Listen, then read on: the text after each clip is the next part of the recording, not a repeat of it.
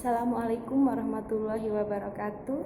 Perkenalkan, nama saya Umi Balkis dari Prodi PLB, NIM saya 211F10382. Saya akan menyelesaikan tugas UTS dari Bunda Tati. Terima kasih.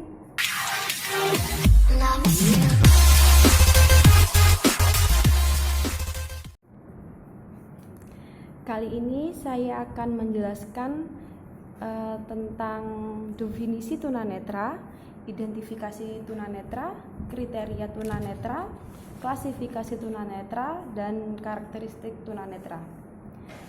Yang pertama, saya akan menjelaskan tentang definisi tunanetra. Tunanetra berasal dari kata tuna, yang berarti rusak atau rugi, dan netra sendiri yang berarti mata. Jadi tunanetra merupakan individu yang mengalami kerusakan atau hambatan pada organ mata. Muhammad Effendi mendefinisikan tunanetra sebagai satu kondisi penglihatan di mata di mana anak yang memiliki visus sentralis 6/60 lebih kecil dari itu atau setelah dikoreksi secara maksimal penglihatannya tidak memungkinkan lagi mempergunakan fasilitas pendidikan dan pengajaran yang digunakan oleh anak pada umumnya. Itu definisi tunanetra. Yang kedua, identifikasi. Identifikasi adalah menentukan atau menetapkan identitas seseorang. Jadi, identifikasi sendiri dilihat secara anatomi fisiologi itu artinya anatomi fisiologi menyangkut struktur dan anatomi fungsi organ mata, sehingga tunanetra itu adalah rusaknya organ anatomi mata yang menyebabkan terganggunya fungsi mata karena kerusakan anatomi mata, yang akibatnya menyebabkan terganggunya fungsi penglihatan. Terus yang ketiga yaitu identifikasi. Identifikasi tunanetra secara anatomi dan fisiologis dibagi menjadi dua, yaitu secara medis dan secara estetis optometris. Yang keempat, kriteria tunanetra. Kriteria tunanetra adalah ukuran yang menjadi dasar penilaian atau penetapan sesuatu. Kriteria tunanetra sendiri dibagi menjadi 4 bagian agar kita mudah untuk mempelajari tentang kriteria tunanetra. Yang pertama, kemampuan melihat. Kemampuan melihat dibagi lagi menjadi 2, yaitu 1 buta, yang kedua low vision atau kurang penglihatan. Saya akan menjelaskan satu persatu. Yang pertama buta. Buta dibagi lagi menjadi 2. Ada buta total atau totally blind, yaitu tidak bisa melihat sama sekali, baik terang maupun gelap. Yang kedua, memiliki sisa penglihatan bagi mereka yang masih bisa melihat antara gelap dan cerah. Terus saya menjelaskan tentang yang low vision. Low vision sendiri dibagi lagi menjadi 5 bagian. 5 bagian, yang pertama light perception, yaitu hanya bisa membedakan gelap dan terang. Yang kedua, light projection, yaitu proyeksi cahaya, dapat mengetahui perubahan cahaya dan dapat menentukan arah sumber cahaya. Yang ketiga, tunnel vision atau visi terowongan. Yaitu penglihatan samping sehingga matanya rendah, hanya terlihat bagian kiri. Contohnya kayak misal ini ada spidol. dia cuma bisa melihat arah sebelah kiri spidol. Jadi yang sebelah kanan ini tidak terlihat. Itu yang namanya tunnel vision. Jadi yang terlihat cuma sebelah kiri saja, setengahnya. Nah, sebelah kanan dia tidak kelihatan. Terus yang terakhir, penglihatan bercak. Penglihatan bercak, pengamatan pada bagian tertentu yang tidak bisa terlihat. Contohnya spidolagi. Jadi penglihatan bercak itu dia tidak bisa melihat di sisi-sisi lain. Dia cuma bisa melihat di satu sisi pada bagian tertentu. Contohnya ini ada gambar yang warna merah ini, dia melihat itu dan dia cuma bisa melihat gambar warna merah ini. Dia tidak bisa melihat warna hitam, dia tidak bisa melihat tulisan-tulisan sampingnya, dia hanya bisa melihat yang warna merah ini saja. Cuman yang bagian tertentu itu saja yang terlihat. Jadi itu namanya penglihatan bercak. Yang kedua, tadi yang pertama ada kemampuan melihat. Sekarang yang kedua, kemampuan terhadap persepsi-persepsi cahaya. Dibagi lagi menjadi 3. Yaitu yang pertama, no light perception atau persepsi cahaya tidak ada atau buta total, totally blind. Terus yang kedua, light perception atau memiliki persepsi cahaya, yaitu tidak bisa membedakan contoh antara laki-laki atau pria, antara wanita dan perempuan. Yang ketiga, light projection atau mampu memproyeksikan cahaya adalah mereka yang mengetahui dan bisa menunjukkan asal cahaya dan bisa melihat arah jari. Jadi misal arah jari kita ke sini, dia bisa melihat. Cuman dia tidak mampu memproyeksikan cahaya. Setelah kemampuan terhadap persepsi cahaya, yang ketiga, kemampuan melihat ketajaman, penglihatan atau visus, diukur dengan Snellen test.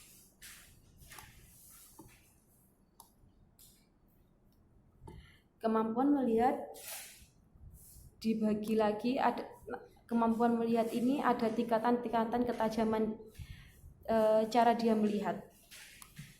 Dibagi lagi ada 4. Yang pertama, tingkat ketajaman 20/20 feet sampai 20/50 feet atau 6/6 meter sampai 6/16 meter. Tingkat ketajaman penglihatan ini masih digolongkan tunanetra taraf ringan dan masih dapat mempergunakan mata relatif secara normal. Yang kedua, tingkat ketajaman 20/20 feet atau 6/20 meter sampai 6/60 meter. Pada tingkat ketajaman ini disebut low vision dengan memodifikasi objek atau benda yang dilihat atau menggunakan alat bantu kacamata, kaca pembesar. Jadi dia kurang penglihatannya, kayak kabur gitu. Terus yang ketiga, tingkat ketajaman 20/200 feet kurang lebih atau 6/60 meter lebih, tetapi masih bisa menghitung jumlah jari tangan pada jarak 6 meter dan masih bisa melihat gerakan tangan instruktur. Pada ketingkatan jarak ini hanya bisa membedakan antara gelap dan cerah. Yang keempat, ada tingkat ketajaman 0 atau visus, sama dengan buta penuh, buta total atau totally blind. Tidak mampu membedakan gelap dan terang. Benar-benar tidak bisa melihat. Terus setelah kemampuan melihat ketajaman, yang terakhir yang keempat yaitu penggolongan ketunanetraan. Penggolongan ketunanetraan sendiri dibagi menjadi 3, yaitu tunanetra sejak dalam kandungan, yang kedua tunanetra pada saat proses kelahiran, yang ketiga tunanetra pada saat setelah kelahiran. after kelahiran. Yang tunanetra sejak dalam kandungan ini terjadi pada ibu hamil yang menderita penyakit menular ke janin, contohnya HIV, cacar, seperti itu. Ibu hamil jatuh pada saat hamil, terus terjadi keracunan obat-obatan atau makanan, terus sedang mengandung karena serangan virus Toxoplasma gondii, atau dari kotoran kucing itu juga bisa, dari kotoran sapi juga bisa, Toxoplasma yang kering kemudian terbawa oleh angin dan akhirnya dihirup oleh ibu hamil, yang mengakibatkan penyakit yang menular ke janin. Terus yang ketiga, tunanetra pada saat proses kelahiran. Ada kesalahan pada saat proses kelahiran. Misal ibu saat melahirkan kekurangan oksigen, itu juga bisa yang mengakibatkan penyakit.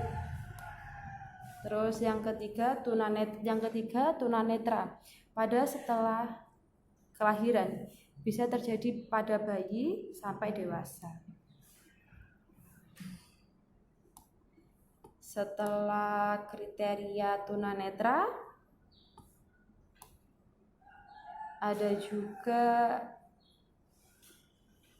klasifikasi.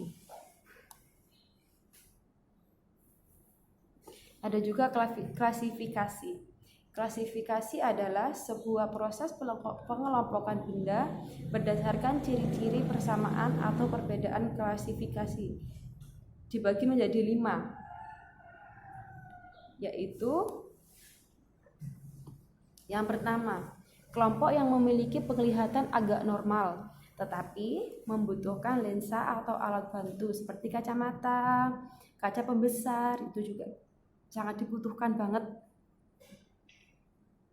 Terus yang kedua kelompok ketajaman penglihatannya kurang atau sedang yang membutuhkan pencahayaan dan alat bantu penglihatan khusus. Yang ketiga, kelompok yang memiliki penglihatan rendah atau sedang memiliki ketidakmampuan untuk memperoleh pengalaman akibat kerusakan penglihatannya. Yang keempat, kelompok yang memiliki fungsi penglihatan buruk, jadi kemampuan lantang pandang yaitu rendah dan perlu alat bantu untuk membaca. Yang kelima, kelompok yang buta total, tidak bisa melihat sama sekali. Oke, setelah klasifikasi, yang terakhir ada karakteristik. Definisi, identifikasi, kriteria, terus habis kriteria, klasifikasi, terus karakteristik. Ya, definisi, identifikasi, kriteria, klasifikasi, karakteristik. Sekarang yang terakhir yaitu karakteristik.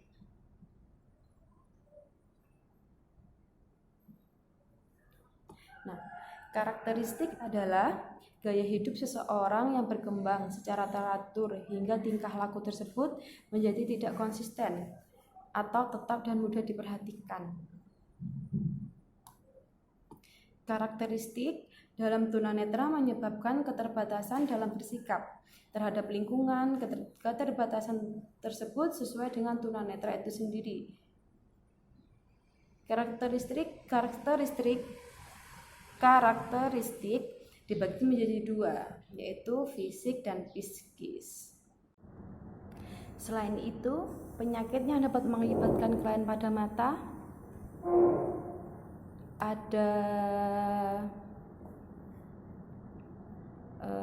8. Yang pertama ada kelainan diabetes mellitus. Diabetes mellitus merupakan penyakit yang sangat berbahaya karena pola hidup. Biasanya dia jadi penyakit sistemik.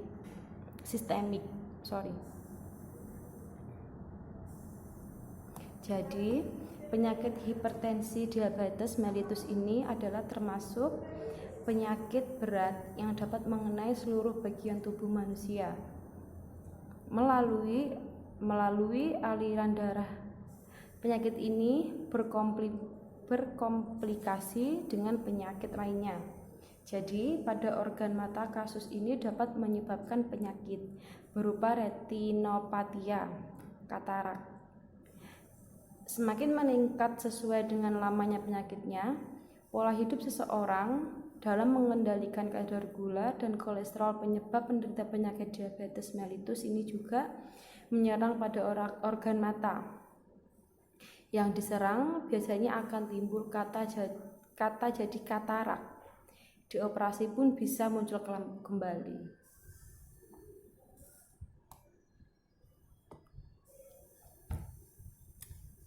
Yang kedua,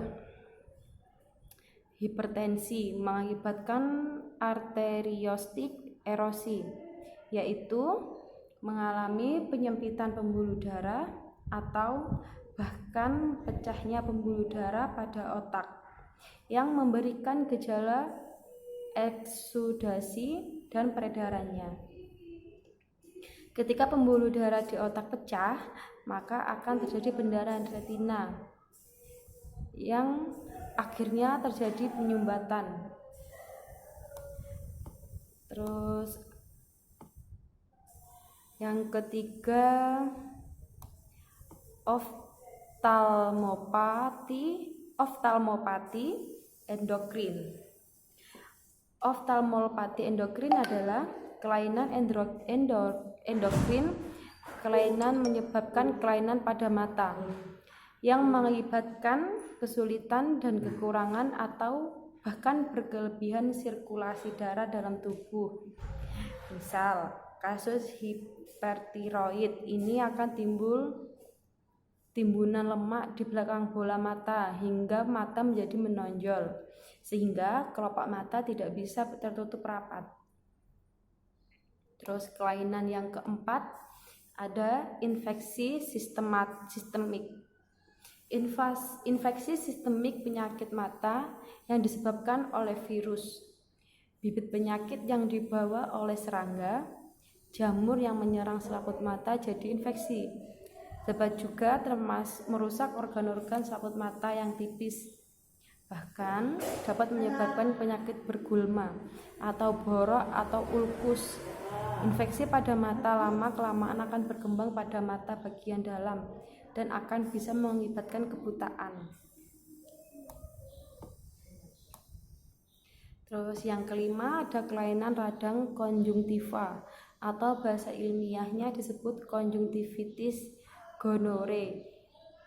Ya, konjungtivitis gonorrhoeae, radang konjungtiva atau unjung tipis gonorrhoeae adalah infeksi karena tuberkulosis atau penyakit TBC, penyakit kelamin, alergi difteri, sehingga terjadi radang kornea yang luas dan dalam sehingga akan terjadi namanya ulkus atau borok pada infeksi. Yang selanjutnya kelainan genetik. Kelainan genetik banyak ditemukan pada kasus kelahiran yang merupakan keturunan secara biologis. Jadi bisa jadi keturunan dari kedua orang tuanya kalau genetik. Misal pada kasus perkawinan sedara, dilarang perkawinan sedara antara seorang anak dengan ibu, anak dengan bapak, adik dengan kakak. Hal itu bahaya, namanya incest. Juga dilarang dalam agama karena dapat mengakibatkan kelainan pada anak. Kelainan genetik disebut dengan kelainan distrofi corner. Yang ketujuh ada kekurangan vitamin A. Kekurangan vitamin A dapat mengakibatkan terjadinya gangguan sampai terjadi kebutaan. Gejala-gejala Yang pertama, buta senja. Kelainan pada sel-sel batang retina.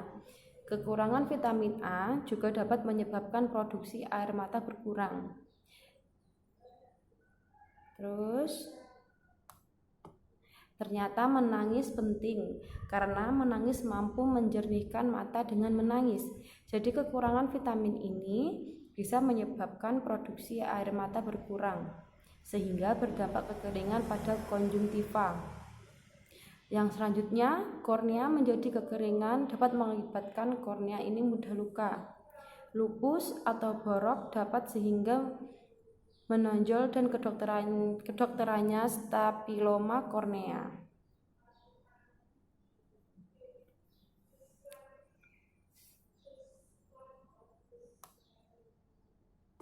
Yang kedelapan, ada trauma yang terjadi pada masa anak-anak dan orang dewasa. Trauma dari zat tumpul, benda tajam, zat kimia, atau trauma sinar tajam, trauma sinar listrik, atau benda asing yang masuk ke dalam mata. Trauma yang diakibatkan dari benda tumpul, misal akibat pukulan, lemparan, kejatuhan, maksudnya kejatuhan beban berat, terus terbentung dinding. Itu trauma yang diakibatkan oleh benda tumpul. Kalau trauma benda tajam, itu misal terkena pisau atau benda-benda runcing. Kalau trauma zat kimia itu misalnya cairan asam pekat kayak yang sangat reaktif, termasuk obat-obatan dengan kandungan kimia. Kalau yang trauma sinar tajam itu yang diakibatkan menatap matahari secara langsung, menyinari sinar X yang terus-menerus bekerja pada produksi yang menggunakan sinar lampu yang tajam. Contohnya di pabrik-pabrik itu. Terus benda asing yang masuk ke dalam mata, itu contohnya adanya benda asing yang masuk ke dalam mata termasuk debu, bakteri, penyakit, sengatan binatang, itu termasuk ke dalam benda asing. Yang selanjutnya, penyebab kelainan mata dari segi medis dan kedokteran yang dibedakan menjadi 3. Yang pertama, penyebab kelainan mata dari segi medis dan kedokteran dibedakan menjadi 3. Yang pertama, masa prenatal atau sebelum kelahiran. Yang kedua, masa perinatal saat kelahiran. Yang ketiga, masa postnatal atau sesudah kelahiran. Secara ilmiah, ketunanetraan ini dapat disebabkan oleh beberapa faktor, seperti faktor internal maupun eksternal.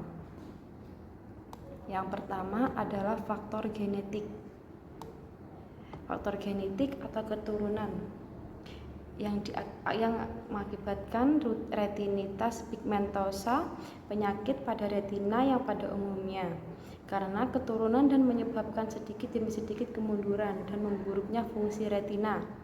Gejala pertama biasanya sukar melihat pada malam hari yang diikuti oleh hilangnya fungsi penglihatan dan akibatnya hanya sedikit penglihatan yang tertinggal. Terus yang kedua adalah perkawinan sedarah yang menyebabkan menurunkan sifat, termasuk penyakit atau kelainan. Yang ketiga adalah infeksi kehamilan yang terjadi akibat virus leptospirosis yang berasal dari air kencing tikus. Terus yang keempat adalah gangguan genetik terjadi akibat kromosom, akibat transformasi yang mengakibatkan keracunan darah atau toksemia dan faktor kelompok yang beresiko tinggi pada ibu hamil muda atau tua. Yang kelima adalah keracunan saat hamil yang mengakibatkan janin kekurangan vitamin atau kelebihan vitamin atau zat besi seperti seafood, keracunan obat-obatan, kontrasepsi, dan bisa terjadi pada ibu hamil pada saat hamil ibu hamil itu melakukan pijat. Terus yang keenam adalah penyakit penaung seperti TBC. Yang ketujuh adalah infeksi karena penyakit kotor seperti penyakit kelamin seperti sifilis yang dapat menyebabkan imun tubuh ibu melemah dan mudah terjangkit penyakit kotoran kucing yang sudah kering kebawa oleh angin, akhirnya kemudian terhirup terus menerus pada ibu hamil. Yang ke-9 adalah faktor risos atau RH, amoksin prenatal karena kekurangan oksigen pada bayi. Jika terjadi pada ibu hamil, dapat menyebabkan janin terganggu perkembangannya. Terus yang ke-10 adalah pengalaman traumatis pada ibu hamil, bisa berupa syok pada kelahiran sebelumnya atau depresi atau trauma pada benturan-benturan saat kehamilan.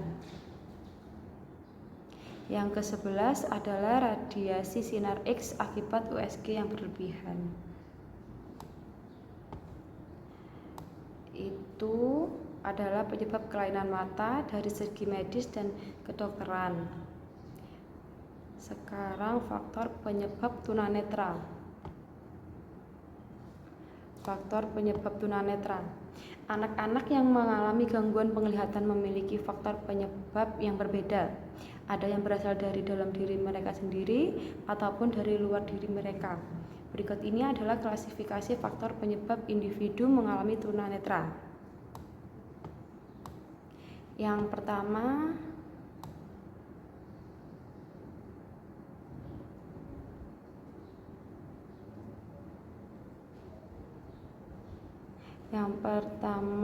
ada sebelum kelahiran. Tahap prenatal yaitu sebelum anak lahir, pada masa anak di dalam kandungan dan diketahui sudah mengalami ketunaan. Faktor prenatal berdasarkan periodisasinya dibedakan menjadi periode embrio, periode janin muda, dan periode janin aktini. Pada tahap ini anak sangat rentan terhadap pengaruh trauma akibat guncangan atau bahan kimia. Terus faktor lain yang menjadi faktor anak mengalami tunanetra berkaitan dengan kondisi anak sebelum dilahirkan, yaitu dari sifat pembawa keturunan atau gen. Terus kondisi psikis ibu juga bisa, kekurangan gizi juga bisa, karena keracunan obat juga bisa, karena kena virus juga bisa, dan sebagainya. Yang keempat, obat juga bisa, karena kena virus juga bisa, dan sebagainya.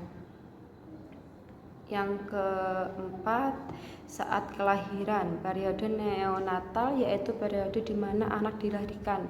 Beberapa faktornya yaitu lahir sebelum waktunya atau prematurity, lahir dengan bantuan alat atau tongue farlosing, posisi bayi tidak normal, kelahiran ganda atau kesehatan bayi.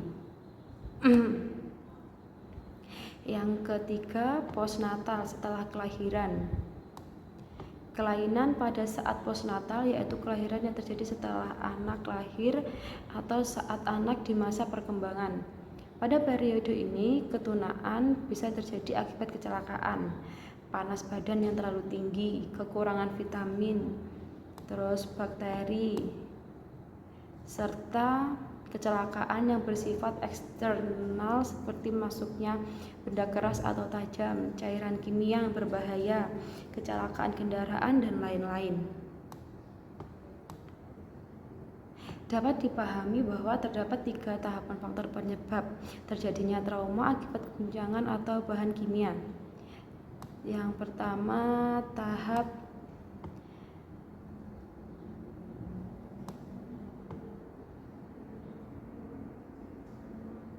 dapat dipahami bahwa terdapat 3 tahapan faktor penyebab terjadinya tunanetra pada diri anak, yaitu tahap prenatal yang meliputi pengaruh trauma akibat goncangan atau bahan kimia.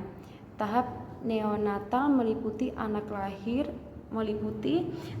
sebelum waktunya, posisi bayi tidak normal, terus kelahiran ganda dan kesehatan bayi yang bersangkutan, serta tahap postnatal yang meliputi kecelakaan, panas badan yang terlalu tinggi, kekurangan vitamin, bakteri dan sebagainya. Terus pasca natal atau postnatal. Pasca natal atau postnatal yaitu terjadinya kelainan setelah kelahiran pada usia perkembangan anak. Setelah lahir yaitu pada usia perkembangan kurang lebih sampai usia 18 tahun ini. Anak masih mengalami terjadinya kelainan, misalnya kecelakaan, keracunan, kejang, tumor otak, diare, dan lain-lain. Sekian penjelasan dari saya, semoga bermanfaat bagi yang menonton. Saya ucapkan terima kasih.